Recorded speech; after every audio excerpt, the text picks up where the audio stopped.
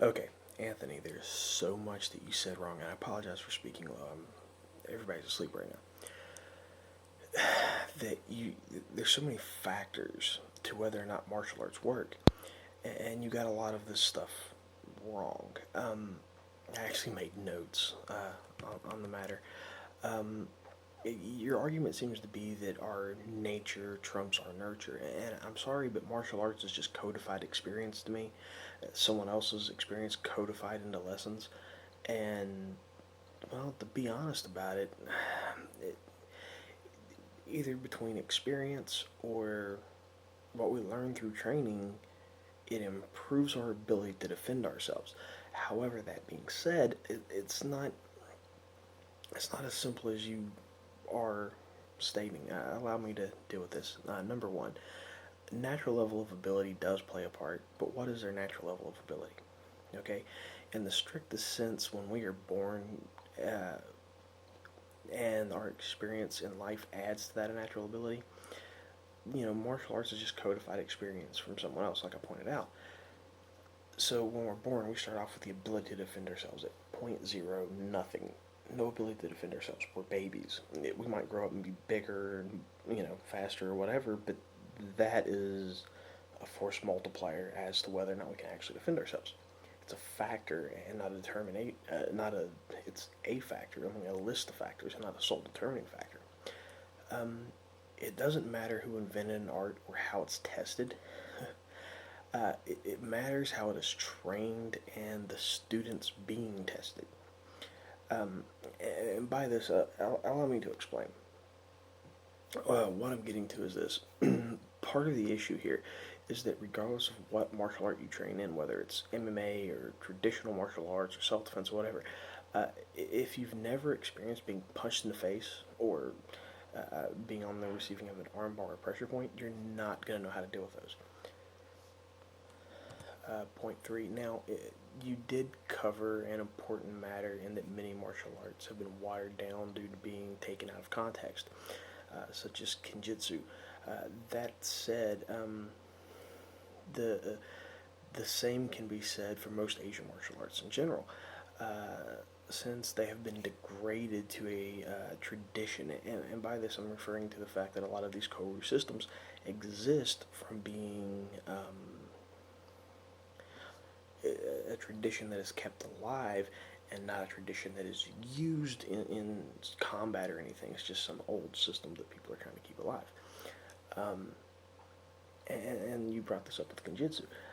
It means it's a piece of history that someone's trying to keep alive, and by that standard, most traditional arts in that sense have become ineffective because they haven't been used, or they're using outdated weaponry. Nobody gets around with swords anymore. Okay, and it's being taught to people who have never. It's being taught by people who have never used their martial art in combat, and know only the training methods passed down to them. And there's a lot of things that might be out of context. We can consider like samurai life or the life of someone during the Sengoku period, that they might have this additional level of training or this additional level of life experience that was taken for granted, which is why the training methods are the way they are, that we've lost that due to technology and progressiveness, and so it takes the martial art out of context, making it ineffective. Point four, on the MMA issue, it is important to remember that it's a sport, and as such, things are different than in the real world. You talk about stomping on someone's throat and so on, but in reality, not every fight is a life or death issue. I've restrained drunk friends and drunk family members before, and to be honest, you're an example of martial artists who really don't understand violence. I don't really think you've ever been in a fight in your life, Anthony. You just don't seem like the type of guy who gets into fights, which is a good thing. Uh, there is no fight or flight response. Sociology tells us there are four reactions to interspecies conflict. I use the term interpersonal conflict when I'm teaching my jiu-jitsu classes. This and they're a matter of social domination. As such, there are four reactions to conflicts. The initial threat posture of I'm the threat, the big bad, be afraid of me. The counter threat posture of I'm a threat, I'm big and bad on my own, so you don't want to mess with me to get them to leave you alone. And then from that, you have fight, flight, or submission, which submission is basically falling for the threat posture and backing down. Um, And just because someone flees doesn't mean they're not going to come back with a force multiplier, like a baseball bat or a knife or a sword, something of that nature. Um, that being said, if you understand this, and this is something that is codified into our DNA, into our animal nature as primates, then you understand that stuff like preemptive actions, preemptive strikes, planning ahead, stuff like that, are the result of either experience or training. And remember, training is just codified experience from someone else.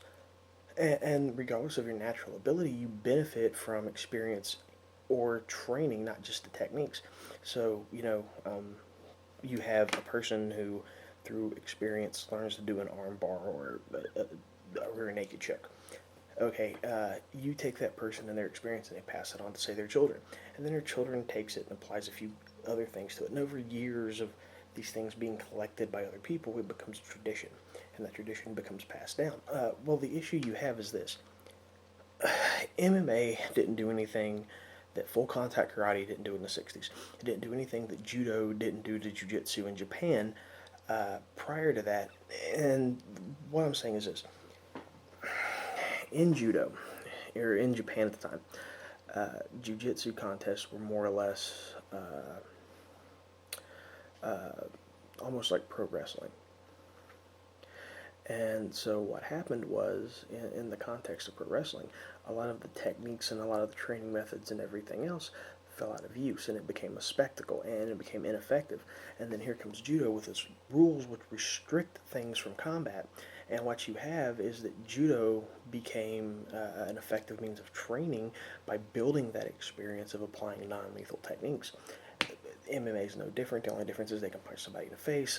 Back in the 60s when John Keane, aka Count Dante, the founder of the Black Dragon Fighting Society, started doing full contact karate back in Chicago back in the 60s. The traditionalists blackballed him. They called it a blood sport, death matches and all this other stuff because they were relying on that too deadly to spar crap. And what happened is, well, they pretty much prove that it's not the techniques, because most martial arts share all the same common techniques, but it's the ability to withstand punishment, to get in there, to experience these things, that that combination of not just training but how you train, that comes in, that makes things effective. It's not so much technique, it's more or less training. And by training, I'm also referring to the natural training we get through life experience. It's something to along the lines of just teaching you either by trial and error or by someone coming in saying, do it this way, which gives me to point five. Now, you did hit on the degradation of martial arts in that people who actually fought and those who took over the traditions as a business. Unfortunately, this has always been the standard of martial arts, even in the 1960s. John Keane, again, he started to schools that were open. He said that a lot of times schools will, martial arts instructor will put up their sign, and they'll put up their certificate, and they'll hide behind their belt and their paper saying, I'm a badass, I've been trained in these martial arts and I'm lethal, and they pass all these urban legends, like having to register your hands because you're a lethal weapon and shit, to keep from actually engaging in a fight, to actually prove themselves. And these were the same people who were against his full contact karate back then. And creating this BS reputation as being a tough guy. And yet, when Keane started full contact karate in the 60s, the traditionalists blackballed him. They refused to deal with him because they didn't want to get in there and prove, how effective their methods were, or prove that they could do the things that they could do. His focus was on ability, and that included the ability to take punishment and the function, and you get that from either experience or realistic training. And not, like I said, not every fight is life or death. I don't want to kill my drunk uncle because he's drunk and going off. I just want to restrain him. It's just, that simple. Uh, and then you got to think a lot of these men, aside from karate and judo, were trained in military combatives, which included boxing, and they got hard physical training from the military. They got that boxing training of being hit in the face with pugil sticks and boxing gloves and everything. They included some wrestling, so you're not talking. And then a single generation, you have people writing on the accomplishments of who their instructors was, or writing on the idea that some ancient samurai or ninja or a farmer or a warrior or whatever you want to call them, uh, years ago created this martial art, and now it's been proven in combat. Well, yes and no. Uh, which gets me to point six. But this is where MMA, full contact karate, judo have separated themselves from the traditional battlefield martial arts by giving people an actual place to apply that. Which gets me to point six. Now, I'm going to disagree with you about the MMA thing. I teach self defense, and I'm trying to reopen my school. But I'm a huge fan of hard training, and here is the problem. That if you don't actually condition yourself, which is why a lot of traditional martial arts, especially Okinawan Chinese martial arts, had this whole process of conditioning your body to withstand punishment, um, of lifting weights and carrying rocks and all this other stuff. What you do is you create this situation where um, you're not really doing anything. Showing up and doing a kata might be great, but it's really not much different than a Taibo class, to be honest with you. If you're getting punched in the face, if you're choking someone out, if you're getting choked out, if you're learning to deal with those things, that's a whole different matter than what you're going to apply in a fight. It, it's a whole different matter of being able to deal with being hit and everything, which is stuff you didn't have following the Sengaku period. During the Sengaku period, I mean, it was a warring states period, so things were a lot more violent, and people's lives were a lot more violent, and training was designed to condition you for that reason. I'm pretty sure samurai got into fistfights. I'm pretty sure Ashika Arusha got into fistfights. I'm pretty sure farmers got into fistfights. It was just one of those things. It was, you know, I've often heard that in the past, it was so common for contests between fighters, almost like duels, were without killing each other, but they were basically just straight up street fights where jiu-jitsu guy would break bones and do all the stuff you're talking about, and a lot of people died or were crippled because of that and ruined their livelihood. Which gets me to point seven. Now, the crux of your argument seems to be nature versus nurture, or that nature beats nurture, or any similar nature versus nurture argument. Now, I disagree. It's how you it's how you nurture your nature. I'm sorry. While nature might play a role, so does experience, nurture. Because martial arts traditions are based off the codifying of another person's experience, it is not another person's experience. So there's a lot of gaps in there from what a person experienced to learn these things through trial and error to what a person's going through or their life from one area to another. Because martial arts traditions are based off that codifying of another person's experience, and it's not their experience. So you learn a technique, say an armbar or a wrist lock, and you train it in a dojo, but ultimately you don't have the experience or the simulated experience of the person who went through these things through trial and error, or who lived the life of violence, to experience being punched in the face or to having that wrist lock applied. And then when you get punched in the face or somebody applies that same wrist lock to you in a fight, it's taken out of the context of your training. You don't know how to deal with it. If your training simulates the experience of getting hit in the face, even with pads on, you're a little bit more adjusted to it when someone actually punches you in the face. If you don't simulate the actual experience of what you're dealing with in combat, then you run into an issue here. This is where I like the reality-based martial arts training methods, because if you simulate a mugging, if you simulate an attack, you're getting that simulated experience of the event, which, while it's not the same as the actual experience of the event, it's considerably better than just, oh, I went to a dojo, they taught me to poke someone in the eyes, or to do a knife hand strike to the throat, or to punch and kick and learn this kata, and then expect that to be end all be all. You don't have the life structure of these people hundreds of years ago, which was a lot harder than what it is today. Uh, and addressing your four final points, here's what I'm getting to. If martial arts are watered down by the instructor, or because the tradition is being used, is not being used, I'm sorry, it's not being used for combat or in anything in the era it's in, and it's being passed down, then that is a reflection of the art becoming irrelevant. Any martial art, any area of study, if it's not being used in the context of a needed situation, whether it be self-defense or military application or whatever, it becomes irrelevant. Archery, kenjutsu, examples. As for the history of the art, it doesn't matter who invented it. It matters who is teaching it and their ability to understand concepts. You can have a martial art invented by some great samurai, and if the person teaching the martial art doesn't understand or have the ability to understand the experiences of the person who created the martial art, then they can't really transfer the information. They really can't understand what they're teaching. And most martial arts are taught by people with no experience at all, not even in tournaments. So I kind of have to go with the MMA guys here.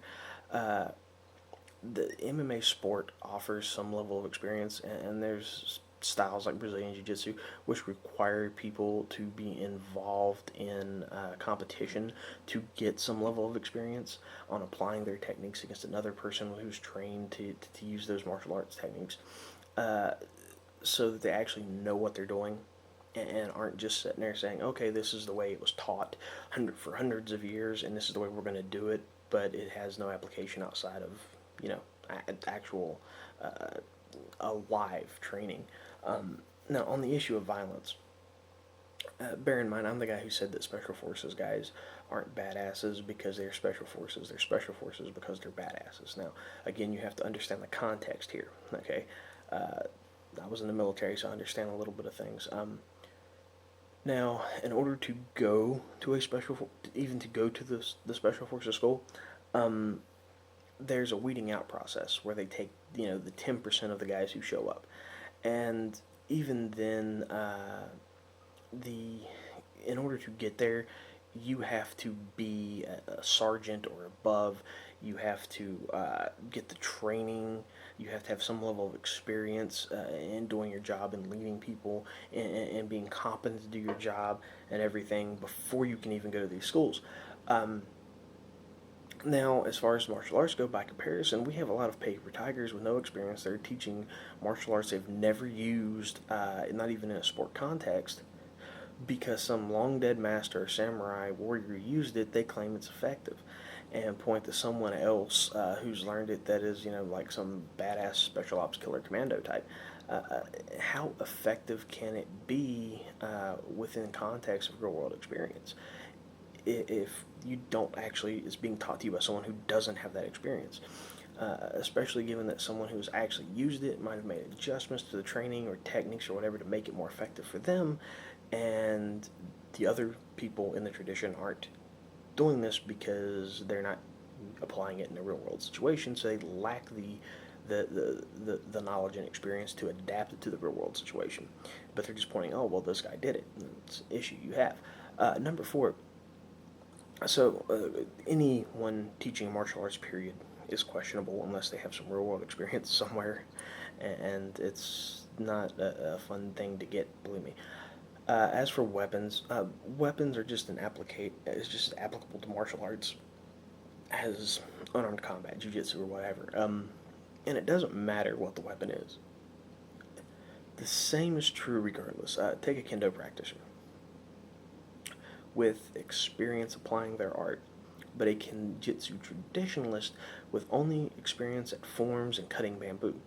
Even, that kendo practitioner has more experience dealing with a live moving human target than the kenjutsu practitioner. Even though, one's using a stick and the other's actually training with a real sword.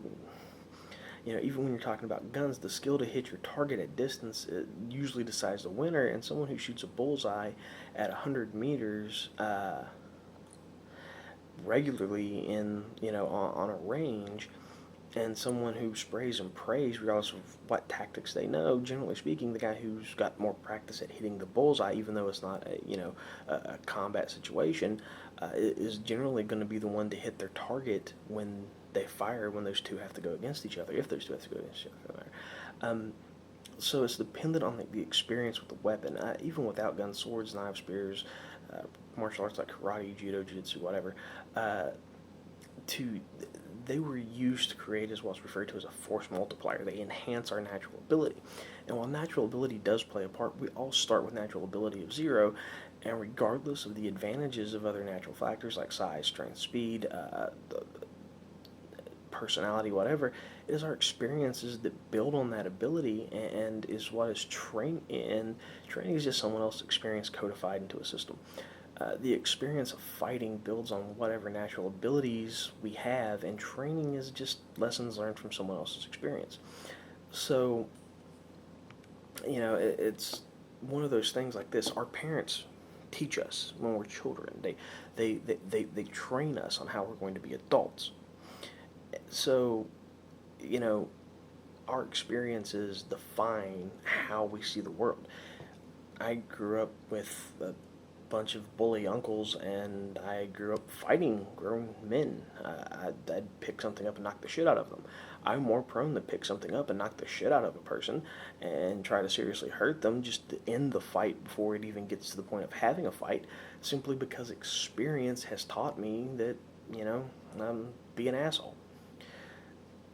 Okay,